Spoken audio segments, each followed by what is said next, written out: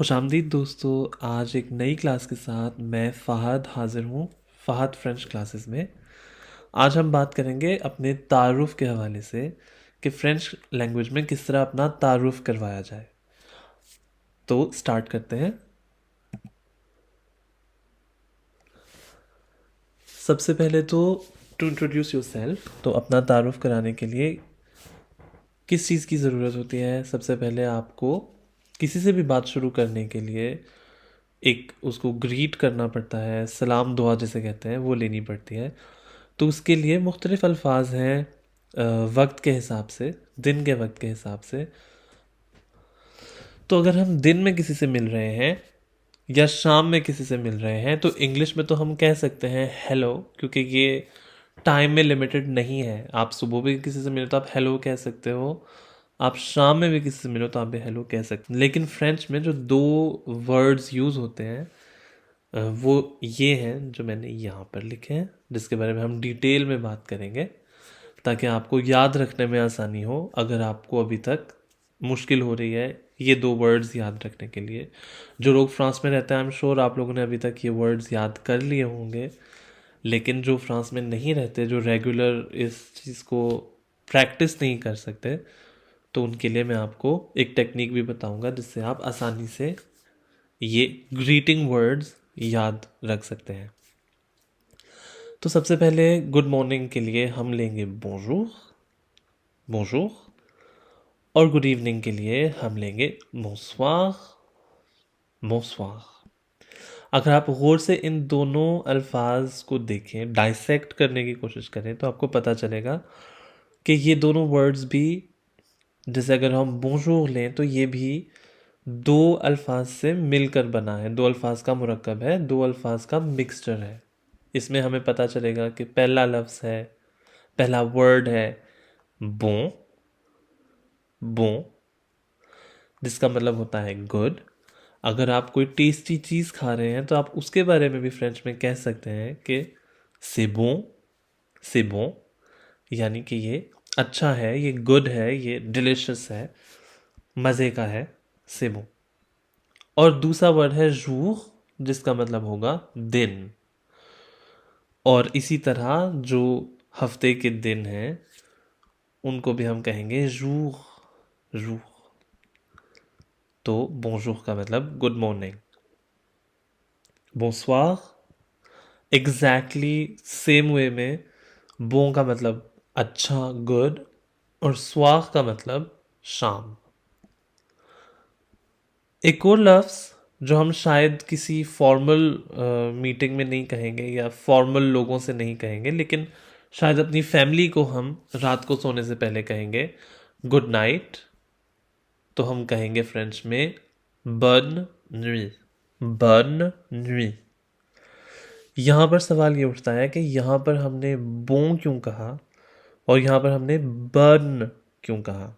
तो लोग इस चीज़ को नहीं जानते और उन्होंने अभी अभी फ्रेंच लैंग्वेज सीखनी शुरू की है, उनके लिए मैं बता दूं कि फ्रेंच लैंग्वेज में हर चीज़ का जेंडर है। हर चीज़ जो है वो या मैस्कुलिन है या फेमिनिन है, और उसी हिसाब से फिर जो उसके पीछे एडजेक्टिव लगेगा वो फेमिनिन और मैस्कुलिन को जहन में रखते हुए लगेगा। जैसे कि हम अच्छा या अच्छी कहेंगे, आपका दिन अच्छा गुजरे, आपकी शाम अच्छी गुजरे। उसी तरह यहाँ पर हमने लिखा है बों रूह बोंसवा और यहाँ पर बन नुई, क्योंकि फ्रेंच ज़ुबान में दिन होता है, शाम भी होता है, तो इसलिए वो मैस्कुलिन है। जैसा कि मैंने यहाँ पर आपको समझाने की कोशिश की है कि रूह और स्वाह दिन और शाम फ्रेंच में मैस्कुलिन है, इसीलिए हम बों लगाएंगे। लेकिन रात क्योंकि फेमिनिन है तो इसलिए हम बर्न लगाएंगे। ये एन ई का इजाफा हो जाएगा।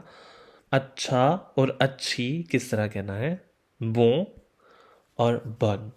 ओके, तो अगर हम वापस आए अपने जुमले की तरफ तो एक बार हम उसको रिपीट करेंगे। गुड मॉर्निंग बोंजूर, गुड इवनिंग बोंसवार। दूसरे जुमले की तरफ चलें तो वो जुमला है सबसे पहले अपना नाम बताने का।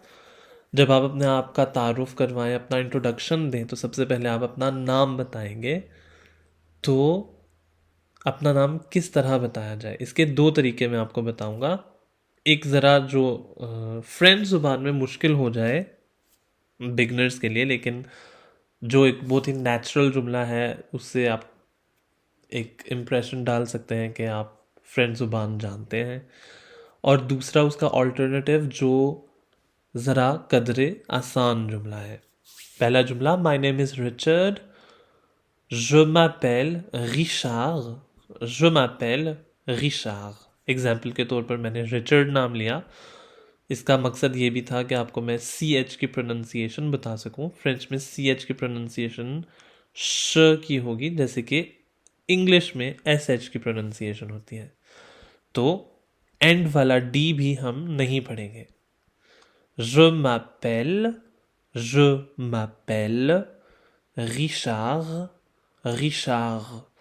हमने अल्फ़ाबेट्स में सीखा था कि आर को हम एर कहते हैं, तो इसीलिए जब हम इस नाम को पढ़ेंगे तो हम पढ़ेंगे री शार, रिशार। अगर हम समझने की कोशिश करें कि इस जुमले में हम क्या कह रहे हैं, क्योंकि सवाल ये भी आ सकता है कि पर्सनल प्रोनाउंस में हमने देखा था आई को कहते हैं ज, यानी कि मैं, लेकिन यहाँ पर हमने आई यूज़ नहीं किया। यहाँ पर तो हम कह रहे हैं माई नेम इज़ रिचर्ड। तो फ्रेंच का जुमला कुछ इस तरह है कि मैं अपने आप को बुलाता हूँ, je m'appelle, मैं अपने आप को बुलाता हूँ, रिशार्ड, रिचर्ड। इसका ऑल्टरनेटिव ये हो सकता है कि आप सिंपली कह दें कि मैं रिचर्ड हूँ, मैं एक्स वाई जी हूँ। तो जो भी आपका नाम है आप वो कह सकते हैं je suis Richard, Richard, je suis Richard। ये वर्ब être, जो कि अभी हम डिटेल में देखेंगे, प्रेजेंट टेंस में लिखा हुआ है यहाँ पर। लिटरली ये आई एम का ट्रांसलेशन है फ्रेंच में, आई एम, je suis। हमारा तीसरा जुमला आज की वीडियो का है आपकी एज के बारे में। तो अपनी एज को आप किस तरह बयान करेंगे अपने प्रेजेंटेशन में, अपने इंट्रोडक्शन में। इंग्लिश में हम कहेंगे आई एम 26 ईयर्स ओल्ड। ये एक थोड़ा सा ट्रिकी जुमला है, ज़्यादा मुश्किल नहीं है। आपने देखा होगा फ्रेंच में बहुत ही छोटा जुमला है, लेकिन क्योंकि हम सेम वर्ब यूज़ नहीं करेंगे, वर्ब यहाँ पर हम जो यूज़ कर रहे हैं वो टू बी नहीं, टू हैव है। यानी कि मेरे पास 26 साल हैं, मेरे पास 26 साल हैं। आई हैव 26 ईयर्स ओल्ड भी नहीं कहना आपने एंड पे। तो फ्रेंच में आप सिंपली कहेंगे जे, जिसका मतलब है आई हैव, मेरे पास हैं 26 ans, 26 ans, 26 यानी कि 26, यानी कि ईयर्स। j'ai 26 ans, मेरे पास 26 साल हैं। अगेन ये आपको सुनने में बहुत अजीब लग रहा होगा, लेकिन फ्रेंच ज़ुबान में ये बहुत ही नेचुरल जुमला है, बहुत ग्रामेटिकली बिल्कुल सही जुमला है, इसमें कोई गलती नहीं है। फ्रेंच ज़ुबान में वो वर्ब हैव यूज़ करेंगे instead of verb B, years. Counting के बारे में मैं एक अलग से वीडियो बनाऊंगा जो आप देख सकेंगे, ताकि आप अपनी काउंटिंग इम्प्रूव कर सकें। और फिर आपकी जो भी उम्र होगी, 26 की जगह आप वो उम्र लिखकर अपने हिसाब से अपना पर्सनलाइज्ड जुमला बना सकते हैं। आज का हमारा चौथा जुमला है उस जगह के बारे में जहाँ आप रहते हैं, जहाँ के आप मुकीम हैं, जहाँ के आप शहरी हैं। तो अगर मैं पेरिस में रहता हूँ तो मैं कहूँगा I live in Paris, I live in Paris. और फ्रेंच में मैं कहूँगा j'habite à Paris, J'habite. J'habite à Paris. Paris. J'habite à Paris. J'habite à Paris. यहाँ पे हमने जो वर्ब यूज़ किया है वो है habite, जो कि प्रेजेंट टेंस में लिखा हुआ है. j'habite, I live, जैसे इंग्लिश में कहते हैं मैं रहता हूँ, ये एक प्रेजेंट टेंस है. j'habite à in, यानी कि पेरिस में रहता हूँ. तो ये जो मे का ट्रांसलेशन है वो आ है और पेरिस जो शहर का नाम है. कुछ लोग मुझसे पूछेंगे कि मैंने ज का ई क्यों हटा दिया. फ्रेंच ज़ुबान का एक ग्रामेटिकल रूल है कि दो वॉवल्स की आवाज़ें एक साथ नहीं आ सकती. तो क्योंकि एच जो है फ्रेंच ज़ुबान में साइलेंट है, जिसको आश कहते हैं, वो साइलेंट है. आपने सुना होगा मैंने कहा अबिट, मैंने ये नहीं कहा हैबिट और हैबिट. एच बिल्कुल साइलेंट होता है फ्रेंच ज़ुबान में, तो उसकी जो साउंड है वो ए जैसी ही होती है. अगर किसी वर्ड या वर्ड से पहले एच लगेगा तो ऐसी ही आवाज़ निकलेगी मुंह से जैसे कि ए लिखा हो. जैसे यहाँ पर हम कहेंगे अबित. इसी वजह से जो ई की आवाज़ और ए की आवाज़ इकट्ठे नहीं आ सकती. तो इसलिए मैंने र का ई हटाकर उसकी जगह ये अपॉस्ट्रोफी लगाई है. और जब हम इसको पढ़ेंगे तो जोड़ कर पढ़ेंगे. j'habite j'habite à Paris. ऑलराइट, अगर हम अपने आखिरी जुमले की तरफ बढ़ें तो आखिरी जुमला है आपके मैट्रिमोनियल स्टेटस के बारे में, यानी कि आया आप शादीशुदा हैं, गैर शादीशुदा हैं, तलाक याफ्ता हैं या बेवा या रंडवा हैं. उसके बारे में भी मुख्तलिफ चीज़ें हैं, तो हम इसको एनालाइज करते हैं. इंग्लिश में आप कहेंगे आई एम सिंगल, मैं गैर शादीशुदा हूँ. je suis célibataire. I am single, je suis célibataire. फिर हम कहेंगे कि अगर आप शादीशुदा हैं तो हम कहेंगे I am married, je suis marié, je suis marié.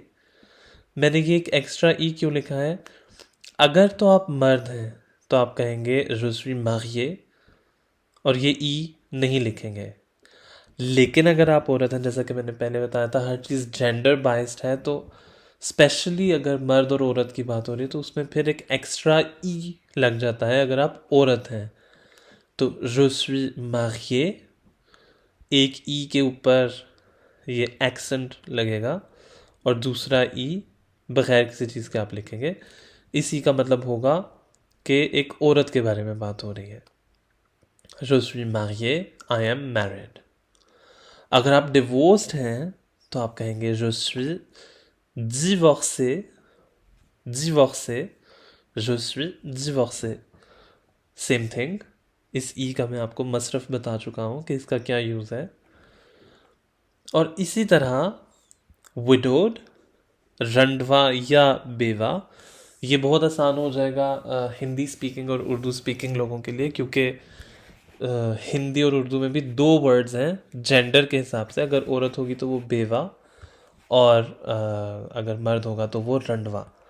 तो रंडवे का ट्रांसलेशन होगा वर्फ एफ के साथ, और बेवा का ट्रांसलेशन होगा वर्व वी के साथ. je suis वर्फ मर्द के लिए, je suis वर्व औरत के लिए. तो अगर हम शुरू से आखिर तक ये पांचों जुमले देखें तो ये कुछ इस तरह से होंगे. Bonjour, bonsoir, je m'appelle Richard, je m'appelle Richard, j'ai 26 ans, j'ai 26 ans, j'habite à Paris, j'habite à Paris, je suis célibataire, je suis célibataire, Je suis marié. Je suis marié. Je suis divorcé. Je suis divorcé. Je suis veuf. Je suis veuf. इस example में क्योंकि हम Richard की बात कर रहे हैं इसलिए मैंने हमेशा मैस्कुलिन एडजेक्टिव्स लिए हैं। उम्मीद है ये वीडियो आपको पसंद आई होगी और आपके लिए हेल्पफुल रही होगी।